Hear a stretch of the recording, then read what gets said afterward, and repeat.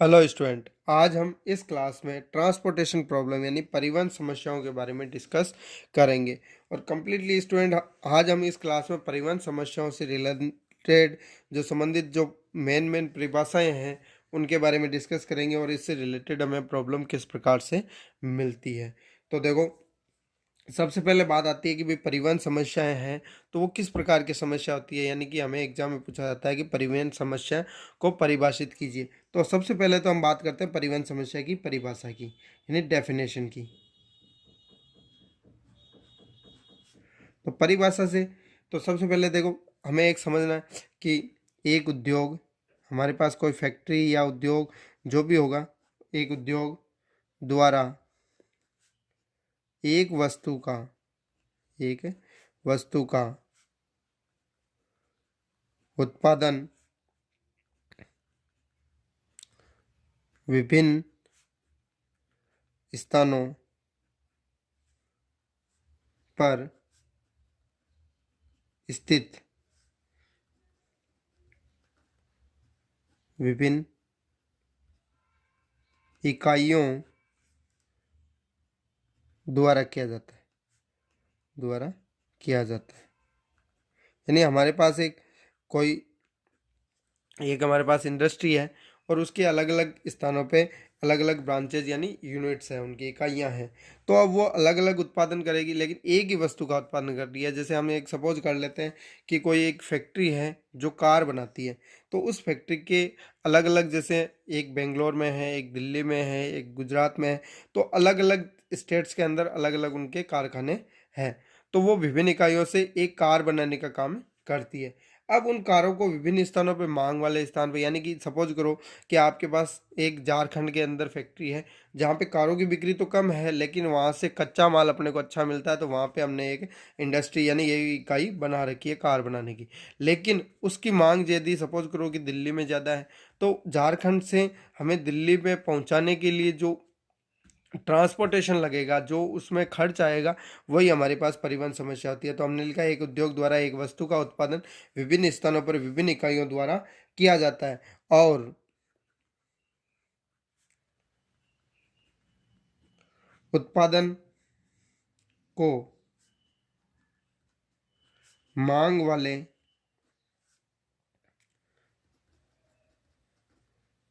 विभिन्न स्थानों विभिन्न स्थानों पर भेजना पड़ता है भेजना पड़ता है। तो अब इसमें जो खर्च आएगा वे होगा, ये समस्या है। तो हम इस प्रकार की इस प्रकार की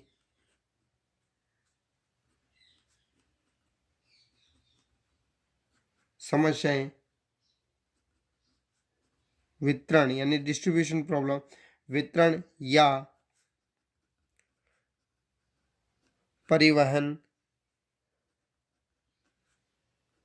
समस्या कहलाती है। यानी कि एक उद्योग है, वो एक ही वस्तु का विभिन्न स्थानों पर जो विभिन्न इकाइयां उसकी स्थित है, वहां पे उनका प्रोडक्शन कर रहा है, यानी कि उनका निर्माण कर रहा है। अब वो निर्माण कर लिया तो उत्पादन को मांग वाले विभिन्न स्थानों पर भेजना पड़ रहा है। तो ये जो भेजने की जो समस्या है हमारे पास की एक स्थान से, तो उसमें हमारे पास ट्रांसपोर्टेशन है, उसमें कॉस्ट सबसे कम हो, तो उसके अकॉर्डिंग हमारे पास ये प्रॉब्लम होती है जिसे हम क्या कहते हैं, परिवहन समस्या है, ट्रांसपोर्टेशन प्रॉब्लम। तो किसी भी स्टूडेंट के कोई डाउट नहीं होना चाहिए इस स्थिति में। फिर बात आती है नेक्स्ट स्टूडेंट कि यहाँ पे इस प्रकार की समस्याएं हैं, तो हम इनको एक्सप्लेन करते हैं। ये तो हमारे पास डेफिनेशन होगी। तो आपको एग्जाम में पूछा जाता है कि एक उद्योग, भाई परिवहन समस्या को परिभाषित कीजिए। तो हम एक उद्योग द्वारा एक वस्तु का उत्पादन विभिन्न स्थानों पर विभिन्न इकाइयों द्वारा किया जाता है और उत्पादन को मांग वाले विभिन्न स्थानों पर भेजना पड़ता है। इस प्रकार की समस्या वितरण या परिवहन समस्या कहलाती है। तो ये तो हमारे पास होगी डेफिनेशन। अब बात आती है कि भाई ये परिवहन समस्या है, ये समस्या किस प्रकार हमारे पास उत्पन्न होती है। तो उसके लिए देखो, हम इसको एक्सप्लेन करते हैं। मान लेते हैं, माना विभिन्न एम स्थानों, हमारे पास कितने स्थान है, एम स्थानों पर, यानी कि जो भी हमारे पास फैक्ट्री उत्पादित कर रही है, तो स्थानों पर उद्गम, उद्गम यानी कि जो जहाँ से निर्माण हो, या हम सिंपल भाषा में कहें तो जो सोर्स है हमारे पास फैक्ट्री है, फैक्ट्री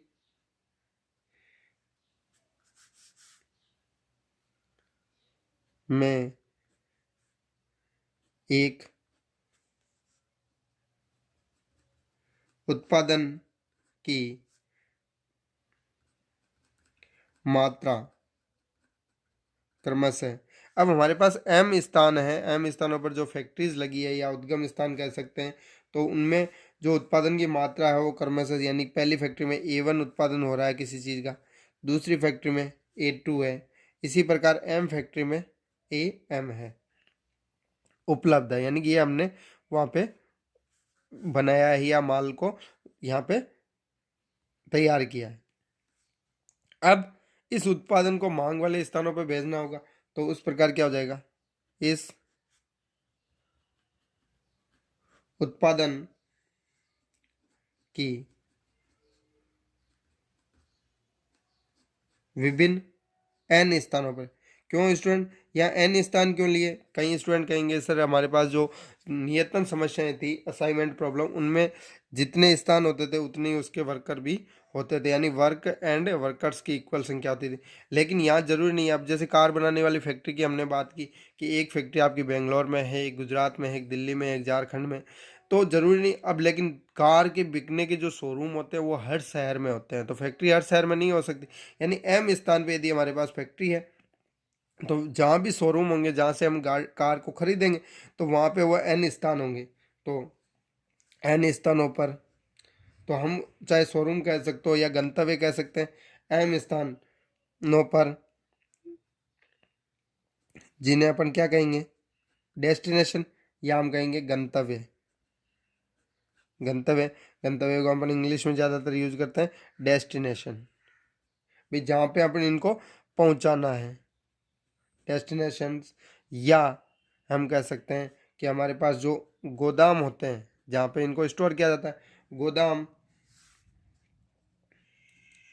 कहते हैं, मांग, भाई इन पे जहाँ पे डेस्टिनेशन होगा वहाँ पे इनकी मांग होगी, भाई इतनी हमें कार की आवश्यकता है क्योंकि वहाँ पे इतने कस्टमर है, तो मांग की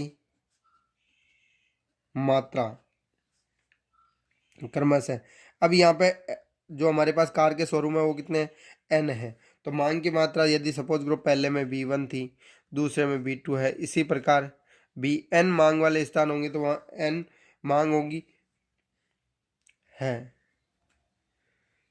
तो अब इनमें भिजवाने का जो हमारे पास कॉस्ट होगी, तो हम लिखेंगे किसी एक उद्गम, या हम कह सकते हैं फैक्ट्री, या फैक्ट्री से किसी एक गंतव्य या गोदाम तक प्रति इकाई उत्पादन, प्रति इकाई उत्पादन भिजवाने का वे ज्ञात करना, यानी कि जो कॉस्ट होगी हमारा पास, जो खर्चा होगा उनको पहुंचाने का, ट्रांसपोर्टेशन करना होगा, क्योंकि एक स्थान से दूसरे स्थान पर किसी वस्तु को भेजना ट्रांसपोर्टेशन कहलाता है, तो ज्ञात करना ही परिवहन समस्या है।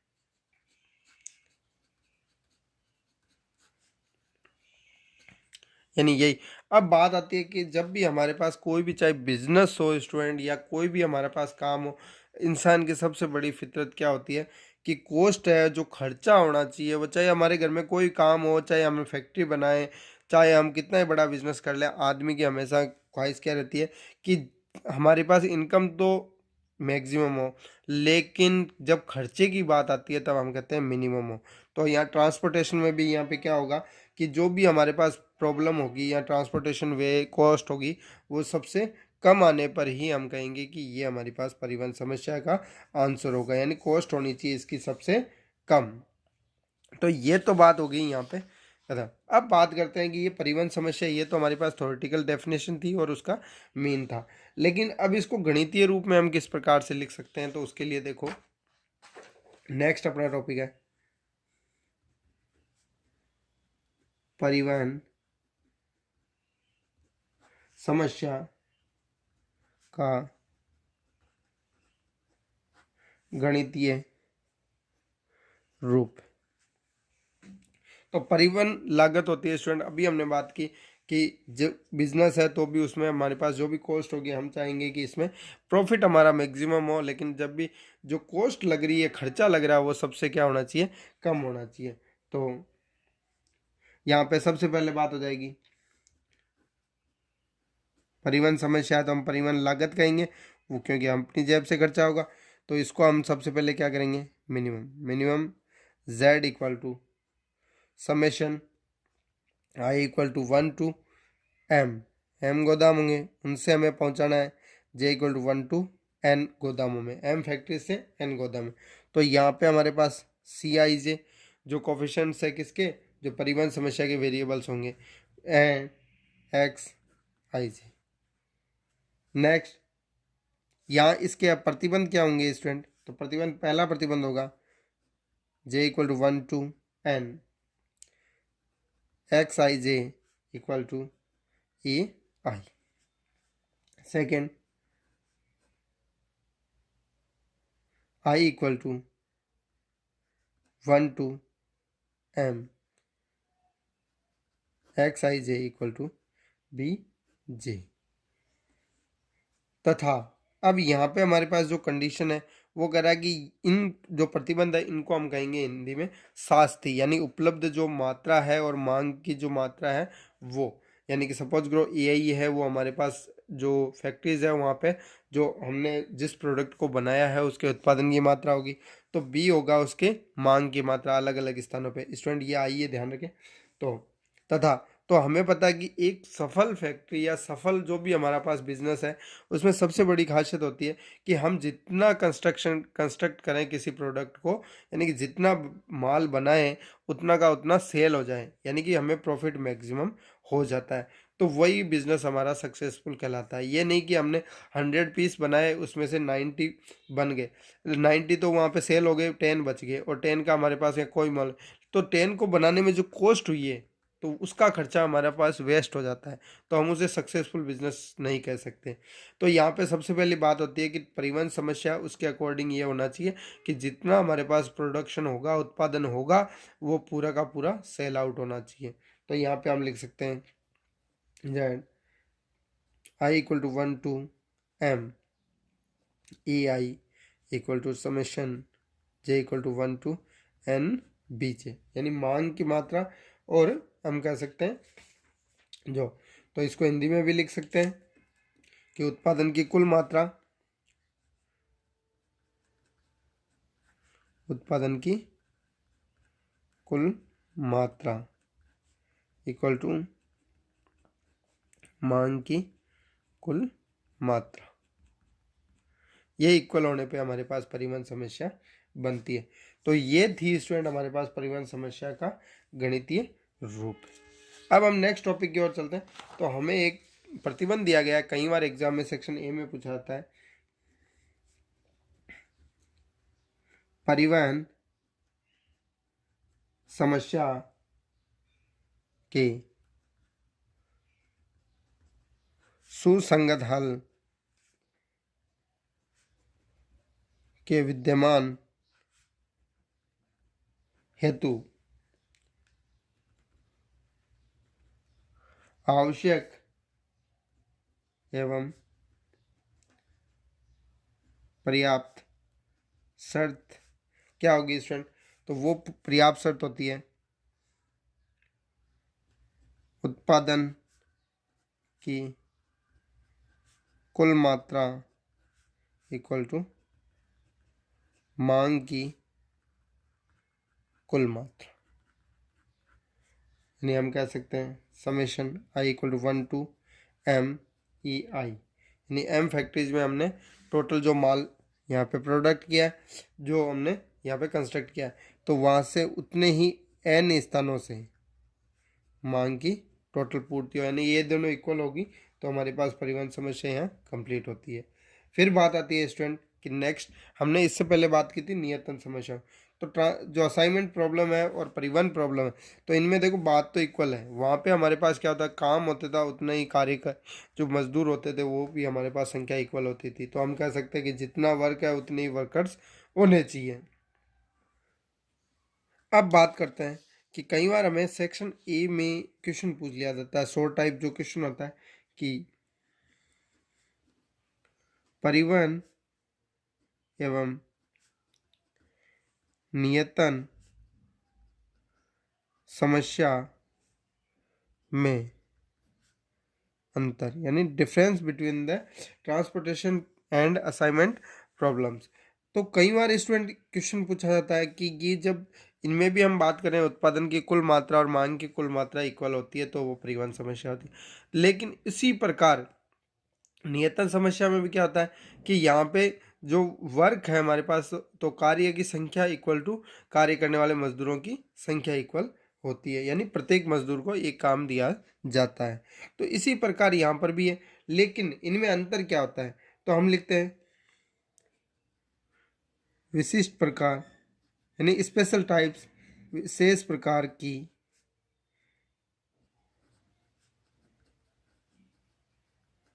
परिवहन समस्याएं, जहाँ पे हम कह सकते हैं जहाँ यदि जो फैक्ट्रियां और मांग की स्थान इक्वल हो जाए, यानी फैक्ट्रियों की संख्या पे, ये तो उत्पादन की कुल मांग है, लेकिन वो उत्पादन कितनी इकाइयों में बना है वो, और मांग करने वाले जो गोदाम है, गंतव्य है, उनकी संख्या इक्वल हो, यानी हम कह सकते हैं सभी E I equal to B J equal to 1, यानी कि सब के सब क्या हो जाए, 1 हो जाए कोफिशिएंट, तथा प्रत्येक एक्स आई जे का मान 0 या 1 रहे। 0 यानी कि वो मांग उसको एक्सेप्ट हुआ उस गंतव्य के लिए, यानी कि कोई फैक्ट्री ए है तो वो माल यदि B2 को पहुंचाती है तो कंप्लीटली माल पहुंचाएगी तो उसका मान क्या होगा, 1, और यदि मान नहीं पहुंचाती तो उसका क्या होगा, 0। तो तो इस प्रकार की समस्याएं नियतन समस्या का ही रूप होती है, नियतन समस्या का ही रूप ले लेती है।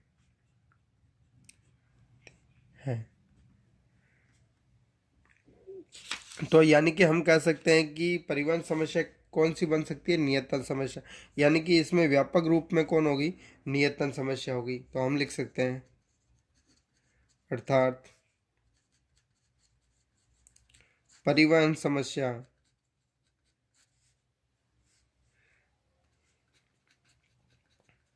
नियतन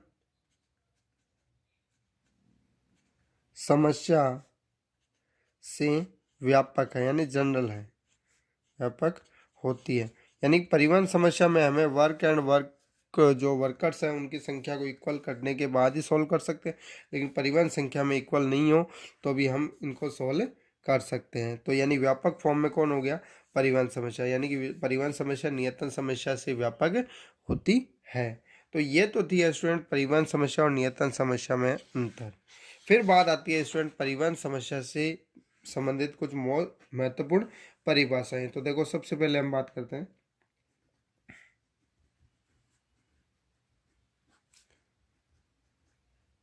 समस्या से संबंधित परिभाषाएं। आप इन्हें नोटबुक में नोट कर लीजिए स्टूडेंट, या स्क्रीनशॉट ले लीजिए। तो क्योंकि ये परिभाषाएं हमें एग्जाम में कई बार पूछी जाती है। और आपको मैं हिंदी मीडियम में कंप्लीटली देखो किस प्रकार से, तो सबसे पहले होता है यहाँ पे आरंभिक सुसंगत हल, या हम कह सकते हैं इनिशियल फेसिबल सॉल्यूशन, आईएफएस। क्या होता है? परिवहन समस्या में x i j greater than equal to 0 को व्यक्तिगत यानी 1 by 1 निर्दिष्ट किए गए ऋणोत्तर मानों का समुच्चय, जो वैल्यूएबल सेट होगा, समुच्चय जो पंक्ति या स्तंभ के योग प्रतिबंध को संतुष्ट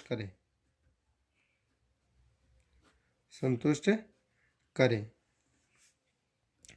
सुसंगत हल कहलाता है। हल कहलाता है। तो ये हमारे पास है, यानी परिवहन समस्या के अंदर हमारे पास जो एक्स आई जे है, जो इनके निर्दिष्ट करने के लिए हमारे पास वो वैल्यूबल है, तो उनको निर्दिष्ट किया जाए यानी 1 by व्यक्तिगत। तो जो ऋणात्मक मानों का जो समुच्चय होगा वो पंक्ति या स्तंभ के योग प्रतिबंधों को संतुष्ट करता है, तो हम कह सकते हैं कि वो सुसंगत हल है। ऋणोत्तर का मतलब क्या होता है स्टूडेंट? जो पॉजिटिव है, नॉन जीरो भी है और पॉजिटिव यानी अशून्य संख्याएं हैं, और वो भी धनात्मक है, नेगेटिव नहीं हो सकती। हम कह सकते हैं नॉन नेगेटिव या अऋणात्मक या ऋणोत्तर कह सकते हैं। फिर बात आती है आधारी सुसंगत हल, बेसिस फेसिबल सॉल्यूशन, बीएफएस। ये हमने सिंप्लेक्स में भी स्टूडेंट इसको डिफाइन किया था। तो देखो क्या होता है कि हमारे पास परिवहन समस्या होगी, वह एम हमारे पास फैक्ट्रीज है, तो एन गोदाम्स होंगे।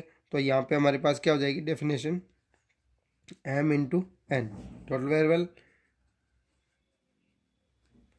परिवहन समस्या का सुसंगत हल, जो भी हमारे पास फेसिबल सॉल्यूशन प्राप्त होगा वो आधारी सुसंगत हल कहलाता है। आधारी सुसंगत हल कहलाता है यदि इससे एक्स आई जे जो हमारे पास पॉजिटिव होते हैं जी, तो के धनात्मक नियतम यानी जो हमारे पास पॉजिटिव अलॉटमेंट होंगे, हम उन समस्याओं को अलॉटमेंट करेंगे धनात्मक नियतन, या हम कह सकते हैं अलॉटमेंट्स की कुल संख्या equal to m plus n minus 1 होनी चाहिए। तो वो हल क्या हो जाएगा? आधारी सुसंगत हल कहलाएगा। फिर बात आती है स्टूडेंट, जो हमारे पास आधारी सुसंगत हल प्राप्त होते हैं, तो नेक्स्ट आता है इष्टतम हल, कि हमारा पास जो आंसर है वो करेक्ट है, इष्टतम हल, या हम कह सकते हैं ऑप्टिमल सॉल्यूशन। ऑप्टिमल सॉल्यूशन क्या होता है? ऑप्टिमल सॉल्यूशन, तो उसके लिए देखो परिवहन समस्या का सुसंगत हल, तो यहाँ पे केवल सुसंगत हल की बात हो रही है, आधारी सुसंगत आवश्यक नहीं। तो हम लिख सकते हैं कि यहाँ पे केवल सुसंगत हो सकता है, आधारी होती है तो फिर भी वो ठीक, तो इष्टतम हल कहलाता है। इष्टतम हल कहलाता है यदि कुल परिवहन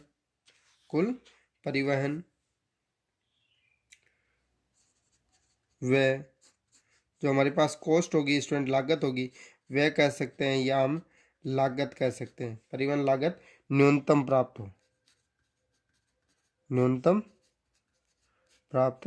हो तो वो हमारे पास हल क्या होगा, इष्टतम हल होगा। तो ये तो थी स्टूडेंट हमारे पास हल की डेफिनेशन की। इसका जो सॉल्यूशन है आईएफएस क्या होगा, इनिशियल फ्लेक्सिबल सॉल्यूशन। फिर हमने बात की बीएफएस यानी बेसिस फ्लेक्सिबल सॉल्यूशन, आधारित सुसंगत हल। फिर हमने बात की ऑप्टिमल सॉल्यूशन यानी इष्टतम हल। इष्टतम हल क्या होता है कि वह हल जो न्यूनतम हमें प्राप्त हो, मिनिमम हो, क्योंकि परिवहन लागत है और लागत हमें मिनिमम प्राप्त होगी तो वो परिवहन समस्या का इष्टतम हल होगा। अब बात करते हैं student next most important definition,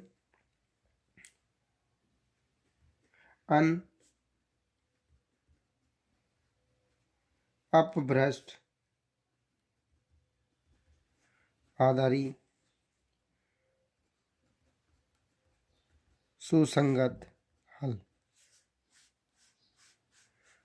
अपभ्रष्ट आधारित सुसंगत हल तो क्या होगा डेफिनेशन में, m इंटू n परिवहन समस्या का सुसंगत हल जो भी हमें प्राप्त हुआ है,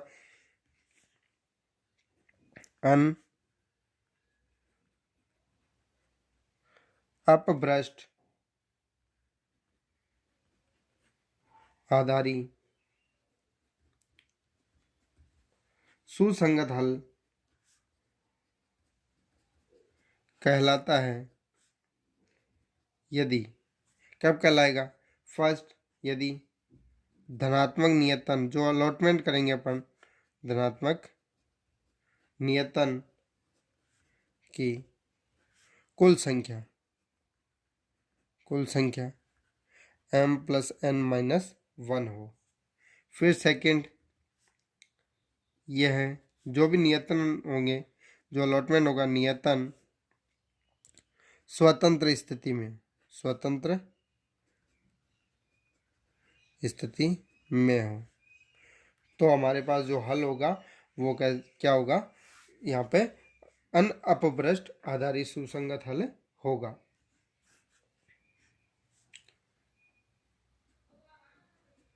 अन्यथा हल है आपके पास वो क्या हो जाएगा,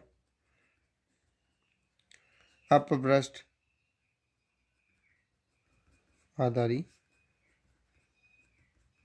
सुसंगत हल होगा। भाई आपके पास ये दो कंडीशन लागू होती है तो आपका अपभ्रष्ट आधारित सुसंगत हल होगा जो हमारे पास रिजल्टेंट जो आंसर होता है। लेकिन यदि ये कंडीशन नहीं आती तो वो हल क्या हो जाएगा, अपभ्रष्ट आधारित सुसंगत हल होगा जो एग्जिस्ट नहीं करता। तो ये तो थी स्टूडेंट यहाँ से हमें परिवहन समस्या से रिलेटेड मोस्ट इम्पोर्टेंट परिभाषाएं। अब स्टूडेंट नेक्स्ट क्लास में परिवहन समस्या से रिलेटेड प्रॉब्लम लेकर हाजिर होते हैं, तब तक आप पढ़ते रहिए। Thank you.